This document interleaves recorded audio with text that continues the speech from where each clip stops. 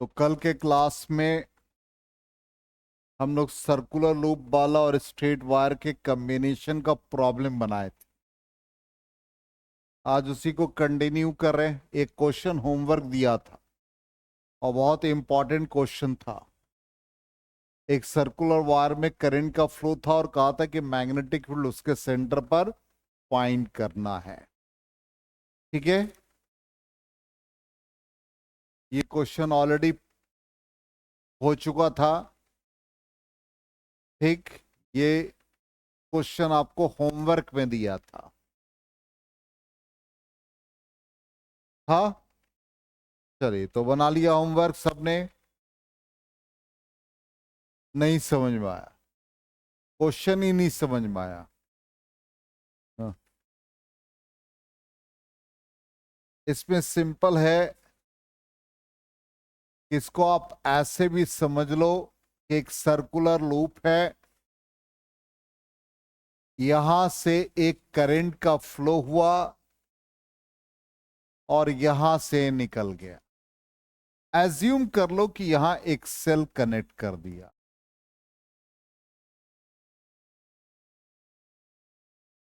तो ये वाला पार्ट जो एक, मान लो हम इसको दो आर्क में कन्वर्ट कर दे, ऐसे ही बना देते इसी के अकॉर्डिंग। तो यहां पर आप इसको रिमूव कर दो, इस टर्मिनल को यहां से कनेक्ट कर दो, यहां से रिमूव कर दो, इसको ऐसे कनेक्ट कर दो, कोई दिक्कत नहीं। यहां से करंट आई का फ्लो हुआ, इस पार्ट में I1 का फ्लो, इस पार्ट में I2 का फ्लो। ये एंगल थीटा बना दिया, या इसको हटा दो, ऐसे लिख दो। ये आर्क बना, ये वाला पार्ट I2 ले लो, ये एंगल थीटा बना, तो ये remaining angle 2 pi minus theta. अब I1 का डायरेक्शन क्या है? क्लॉकवाइज। तो इसके कारण से मैग्नेटिक फील्ड क्या होगा? इनवर्ड।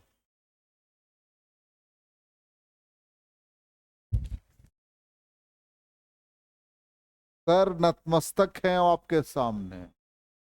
आइए आइए आइए आइए सर, आइए आइए। कहाँ थे आप? आइए बैठिए। आगे बैठिए सर। हाँ, साफ ऑफ कर दे उसमें। हाँ हाँ। तो गांव गए थे, गांव में क्या इलेक्शन वगैरह था? हाँ, आम लीची तोड़ने। आजकल तो उसी का सीजन है। तो आपने मैसेज का जवाब भी नहीं दिया। हाँ, मोबाइल नहीं रहता आपके? अच्छा, आज लाए मोबाइल? अच्छा, मोबाइल रखना छोड़ दिया, तो बड़ी अच्छी आदत है। ईमानदारी से बताओ कहाँ थे? तो किसी का तुम फोन नहीं उठाते थे, कोई मैसेज करता था रिप्लाई नहीं करते थे। मतलब गांव से आते थे, बाहर चले जाते थे? हाँ। तो यहां से करंट आई का फ्लो हुआ, ऊपर वाले पार्ट में I1, नीचे वाले पार्ट में I2। ऊपर का एंगल थीटा, नीचे वाला एंगल कितना बना? 2 पाई माइनस थीटा। I1 का फ्लो किधर? क्लॉकवाइज। तो मैग्नेटिक फील्ड उसका इनवर्ड, तो B1 इनवर्ड। I2 का फ्लो क्या है? Anti clockwise. तो क्या हो गया मैग्नेटिक फील्ड? आउटवर्ड। ठीक, तो एक इनवर्ड और एक दूसरा आउटवर्ड। हम लिख दे रहे हैं एक एकदम स्टेप बाय स्टेप, स्लोली बनाएंगे, कोई दिक्कत नहीं। B2 outward. तो नेट फील्ड क्या होगा? B1 माइनस B2 और B2 माइनस B1, कुछ भी। तो मॉडलस में लिख देते हैं, जो क्वांटिटी पॉजिटिव होगा पॉजिटिव। तो रिजल्टेंट फील्ड यहां लिखते हैं, P is equal to B1 minus B2। B1 कितना आ गया? Mu naught by 4 pi. क्या फॉर्मूला है? जब आर्क फॉर्म करता था तो हम पढ़ा चुके हैं magnetic field is equal to mu naught by 4 pi I by a into arc होता था। तो आर्क यदि अल्फा या थीटा जो भी था, तो I1 रेडियस हम इसका मान लेते ए। कितना एंगल है B1 के लिए? Theta minus mu naught by 4 पाई, दूसरा करंट I2 रेडियस ए, कितना एंगल I2 के लिए? गट 2 पाई माइनस थीटा। इसको इक्वेशन 1 मान ले। अब ये दोनों I1 I2 ये जो लूप बन रहा है, ये एक सोर्स से कनेक्ट है, पैरेलल में कनेक्शन है, तभी तो करंट का डिस्ट्रीब्यूशन है। तो पैरेलल में क्या होता है? Potential same.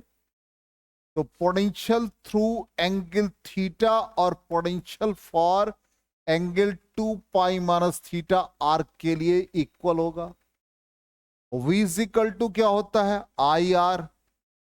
तो I1 resistance for angle theta, I2 resistance for angle 2 pi minus theta. Resistance directly proportional to length, इसका मतलब I1 length for theta, I2 length for 2 pi minus theta. और हम लोग पढ़ चुके theta is equal to arc by radius. Arc को L और radius को A। इसका मतलब L और थीटा के बीच क्या रिलेशन है? डायरेक्टली रिलेटेड है। इसलिए I1 into theta is equal to क्या लिख देंगे? I2 2 pi minus theta. Equation 1 में डाल दो, क्या आ जाएगा बता दो जल्दी से। कॉमन ले लो, म्यू नॉट बाई 4 पाई, ध्यान दो, म्यू नॉट बाई 4 पाई 1 में कॉमन लोगे तो क्या आएगा? B is equal to mu naught by 4 pi I1, या सिंपल 1 बाई A कॉमन ले लो तो क्या बना? I1 theta minus I2 2 pi minus theta. ये वैल्यू डालो, I1 theta I2 2 pi minus theta equal है। तो क्या आ गया? Magnetic field 0। ऐसा क्वेश्चन मिलेगा आपको, कुछ भी एंगल दे देगा, कहेगा एक एंगल 30 डिग्री, दूसरा 330। कितना मैग्नेटिक फील्ड? 0। समझ में आ गया? चलो इसको सॉल्व कर दिया, जैसे वैसे ही नोट करो। क्विक, ये होमवर्क था।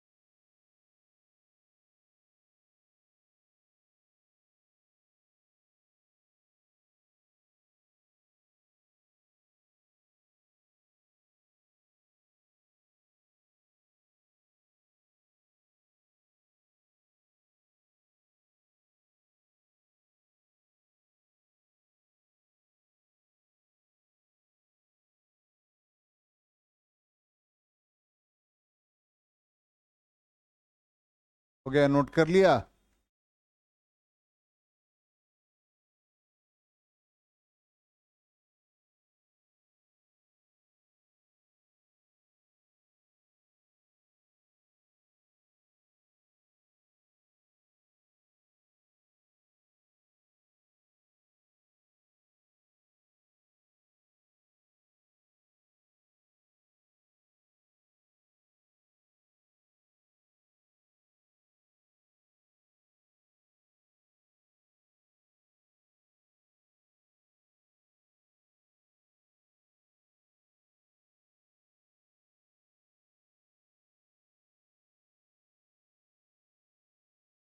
हो गया?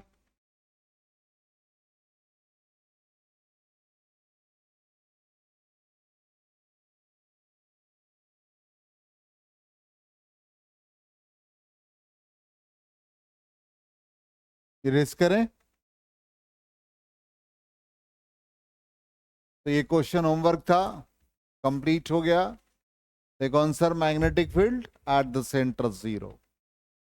अब आ जाए नेक्स्ट टॉपिक हमारा, एम्पियर्स सर्किटल लॉ। बड़ा इंपॉर्टेंट लॉ है, बिल्कुल जैसे गॉस थ्योरम पढ़ा वैसे ही है इसका एप्लीकेशन। वहां हम लोग चार्ज को इनक्लोज करते थे, यहां हम लोग करंट को इनक्लोज करेंगे। तो कहता है ये line integral of magnetic field और करंट के बीच का एक रिलेशनशिप है, ठीक।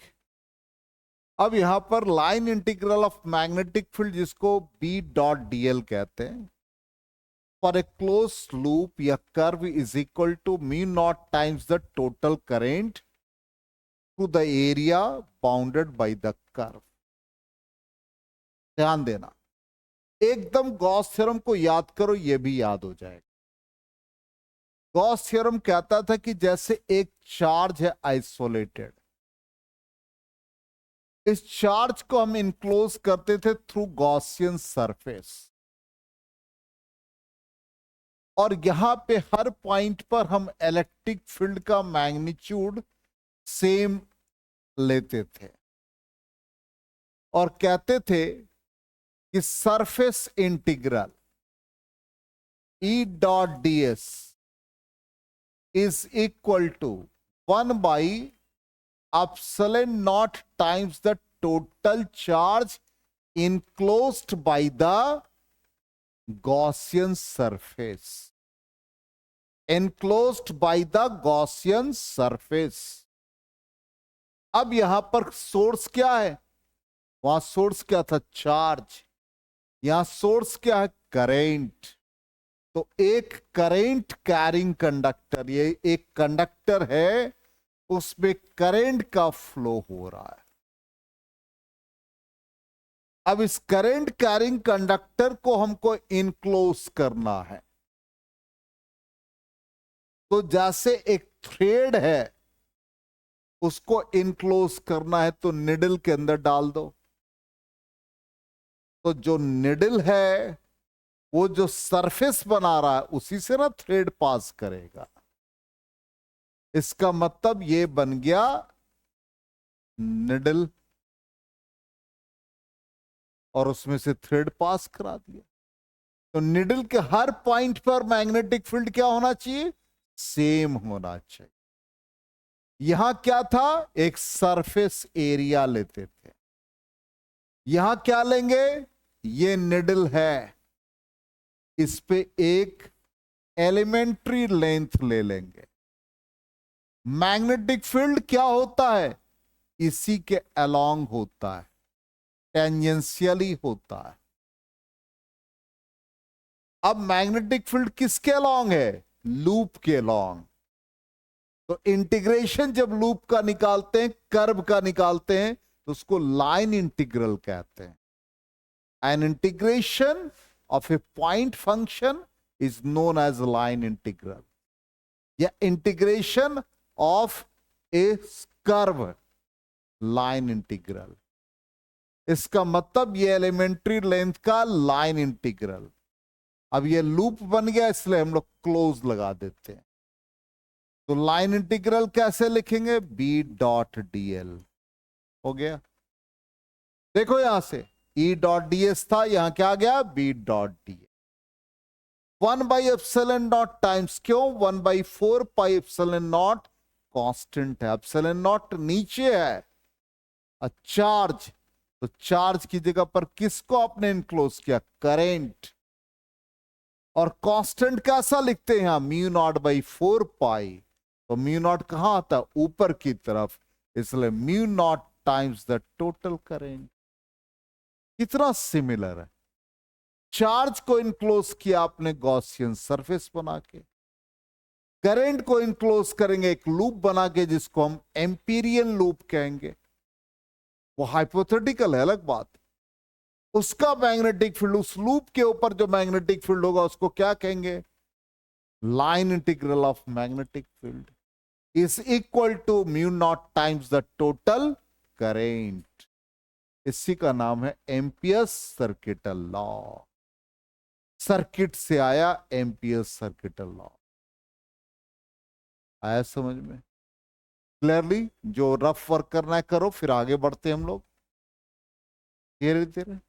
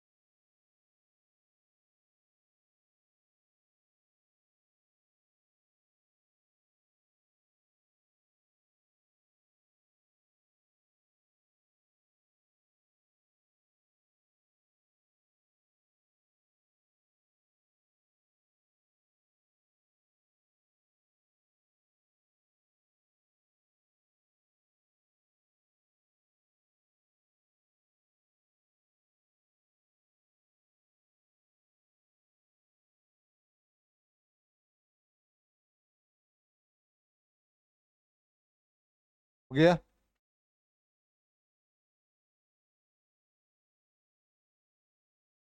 इसी तरह से एम्पीरियन लूप लेंगे, जो करंट को इनक्लोज करेगा उसको लूप बना देंगे। और लूप वही एकदम दिमाग में रखना है, एक जो हम सिंपल धागा, सुई धागा, सिंपल याद रखो, वो थ्रेड हो गया करंट, और वो निडल का जो सरफेस हुआ वो हमारा एम्पीरियन लूप बन जाएगा। हो गया? इरेज करें।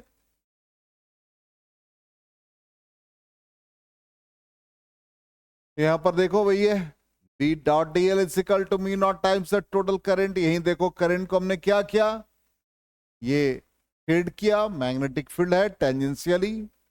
अब ये जो क्लोज कर्व बन रहा है वो कैसा है भाई? एम्पीरियन लूप है, ठीक। और ये क्या, एक हाइपोथेटिकल है। जैसे गॉसियन सरफेस क्या था, हाइपोथेटिकल था, तो एम्पीरियन लूप भी हाइपोथेटिकल है, नॉट रियल। अब आ जाए इसका प्रूफ। यही है भाई, एक करंट कैरिंग कंडक्टर, ऐसे ही करंट ले लिया आउटवर्ड, ले लिया और थ्रेड कर दिया, क्या बना? Amperian loop. इस एम्पीरियन लूप पर मैग्नेटिक फील्ड का डायरेक्शन ये टेंजेंशियली। यहां पर क्या किया, एक छोटा सा सेगमेंट लिया, डीएल। डीएल टेंजेंशियली हुआ, मैग्नेटिक फील्ड भी टेंजेंशियली। क्लियर? 100%। अब देखो, जब भी हमको वहां क्या था, गॉस थ्योरम को प्रूफ करने के लिए चार्ज को इनक्लोज करते थे, क्या बनाते थे? Gaussian surface. यहां पे करंट को इनक्लोज करने के लिए क्या बनाएंगे? एम्पियरियन लूप बनाएंगे। वहां क्या था? डीएस था, यहां क्या है? डीएल। चलो एक एक स्टेप। यहां डीएल है, वहां क्या था? डीएस और इलेक्ट्रिक फील्ड में रिलेशन। यहां क्या होगा? बी और डीएल में रिलेशन। बी और डीएल दोनों टेंजेंशियली। फिर क्या फॉर्मूला यूज करेंगे? B dot DL. वहां क्या था? E dot DS. तो यहां फॉर्मूला यूज करेंगे, close integration B dot DL. और क्या आना चाहिए वहां? Q by epsilon naught. यहां क्या आना चाहिए? Mu naught times the total current. चलिए यहीं से स्टार्ट करते हैं। ये सारा काम कर लिया हमने। अब हमको बी का वैल्यू यहां चाहिए, क्योंकि करंट कैरिंग कंडक्टर हमारे लिए सोर्स है। तो एट ए डिस्टेंस आर यहां का मैग्नेटिक फील्ड क्या बनता है? ये कैसा फॉर्मूला लगेगा? इनफाइनाइटली लॉन्ग कंडक्टर का फॉर्मूला क्या था? Mu naught by 4 pi Q I by R. याद है इनफाइनाइटली लॉन्ग कंडक्टर? चलिए अब आ जाए हम लोग एम्पियर्स सर्किटल लॉ को यूज कर ले। चलो अब आ जाओ, बी और डीएल के बीच कितना एंगल? 0 डिग्री, दोनों टेंजेंशियल है, इसलिए B DL cos 0 degree. cos 0 degree का वैल्यू 1, बी का वैल्यू डालो mu naught by 4 pi 2I/r, B हो गया इनटू dl। ध्यान देना, अब ये सारे टर्म बाहर सिर्फ dl बच जाएंगे। dl का मतलब क्या हो गया? पूरे लूप का सरकमफ्रेंस। तो mu naught by 4 pi 2I/r, circumference कितना बना भाई? 2πr। क्या बचा? देखो सॉल्व करके, सिंपल म्यू नॉट आई बचा और ये 4 पाई कट गया, आर भी कैंसिल हो गया, तो फाइनली क्या बना? Mu not I. यही तो एम्पियर सर्किट लॉ है, प्रूफ हो गया। आ गए समझ में? चलिए नोट कर लीजिए।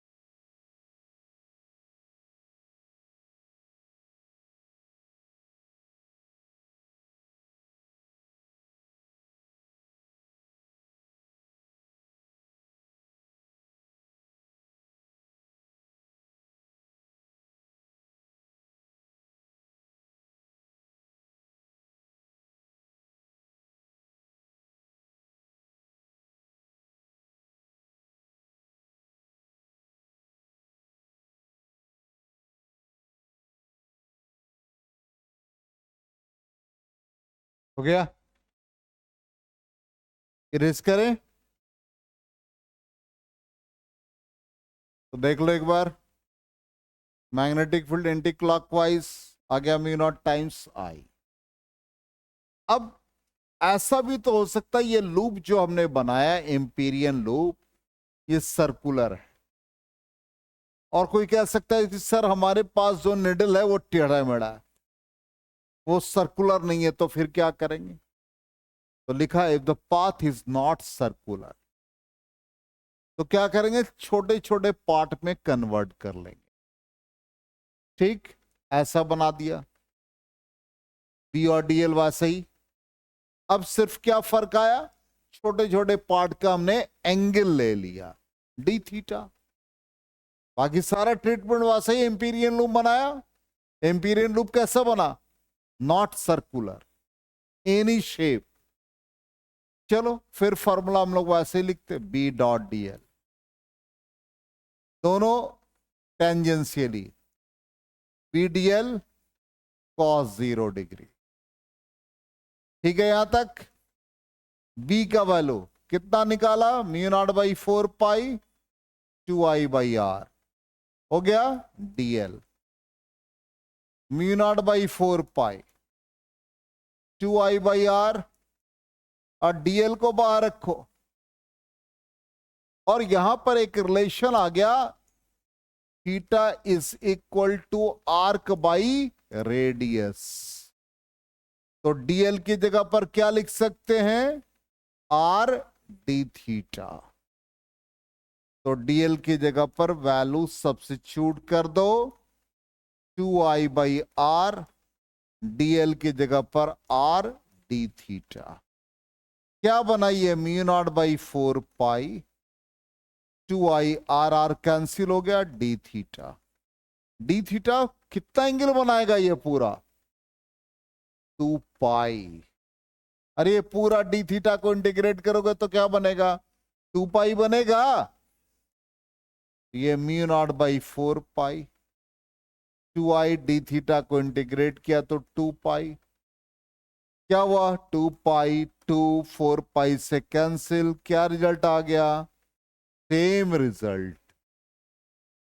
तो ये क्वेश्चन रेस कर सकता है कि यदि शेप आर्बिट्ररी हो जाए तो मैग्नेटिक फील्ड पर कोई फर्क पड़ा? नहीं पड़ा।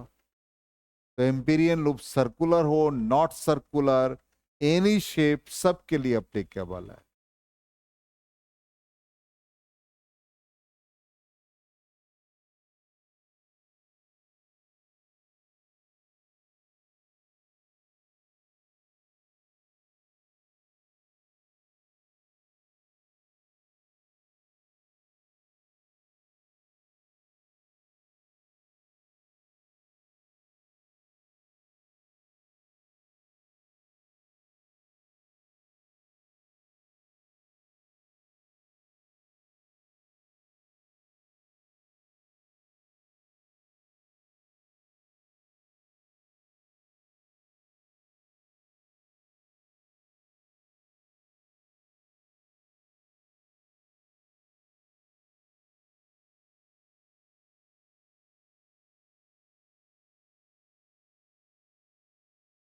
हो गया? नोट कर लिया सबने?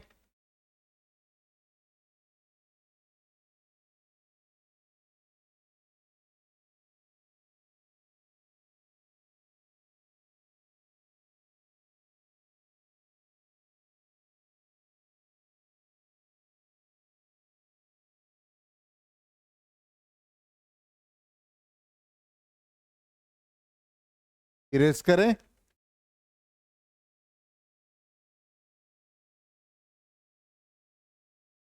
चलो ये आ गया रिजल्ट, सेम सेम रिजल्ट है। अब आ जाओ यहां पर, थोड़ा सा ये पार्ट, जैसे यहां सिंपली हमने एक शेप दे रखा है एम्पीरियन लूप का। कहता है इस पूरे शेप के लिए आप एम्पियर सर्किटल लॉ यूज करके बताओ कि कितना इसका वैल्यू होगा। तो ये जो हम रिप्रेजेंट कर रहे हैं साइन कन्वेंशन के लिए, हमने बताया कि जब भी हम लोग आउटवर्ड जो डॉट को रिप्रेजेंट कर रहा है, साइन कन्वेंशन में ये ऑब्जर्वर के टुवर्ड्स है, इसलिए पॉजिटिव साइन लेंगे करंट का। और जब हमको ये क्रॉस के फॉर्म में हो तो inward away from the observer, ये पॉजिटिव साइन लेंगे और इसको हम नेगेटिव साइन लेंगे। तो यदि यहां पर हम इस लूप में देखें तो I4 और I5 का कोई कंट्रीब्यूशन नहीं है, क्योंकि ये एम्पीरियन लूप से बाहर है। तो एम्पियर सर्किटल लॉ को जब हम यूज करेंगे तो यहां पर ये B.dl is equal to μ0 times the total current. तो करंट इसके अंदर देखो, I1 क्या है? I1 क्या है? डॉट, तो पॉजिटिव हो गया। I2 क्या है? क्रॉस, तो नेगेटिव हो गया। I3 क्या है? डॉट, तो पॉजिटिव हो गया। समझ में आई बात या नहीं? Yes no? अब मान लो इसी की जगह पर हम ऐसा दे दे कि एक करंट ऐसे जा रहा, एक करंट ऐसे आ रहा। ध्यान देना, ये I1 है, ये I2 है, और एक ऐसा I3 है। अब यहां पर हमने एक लूप बनाया, लूप 1। एक लूप हमने ये बनाया लूप 2 और एक लूप बनाया लूप 3। तीनों लूप के लिए आपको एम्पियर सर्किटल लॉ यूज करना। पहले लूप ने कितने करंट को इनक्लोज किया? लूप 1 का आंसर क्या होगा? P डॉट dl, जल्दी बता दो। Mu naught times current I1 क्या है? आउटवर्ड। अरे ऐसे देखो, आउटवर्ड है तो आउटवर्ड के लिए क्या होगा? आउटवर्ड के लिए क्या है? पॉजिटिव साइन है, तो I1 पॉजिटिव। I2 क्या है? Inward, negative sign. लूप 1 का आंसर हो गया। चलो लूप 2 के लिए बता दो। P dot dl, mu naught times loop 2। Loop 2 में कौन सा करंट है? Only I3। कैसा ये? Outward, positive sign. लूप 3 के लिए बता दो। P डॉट dl, क्या आ जाएगा आंसर? जल्दी बता दो। 0। क्यों? लूप 3 ने किसी भी करंट कैरिंग कंडक्टर को इनक्लोज नहीं किया। आ गया समझ में? क्लियरली 100%? चलिए आज यहीं तक, फिर नेक्स्ट क्लास में आगे बढ़ते हैं।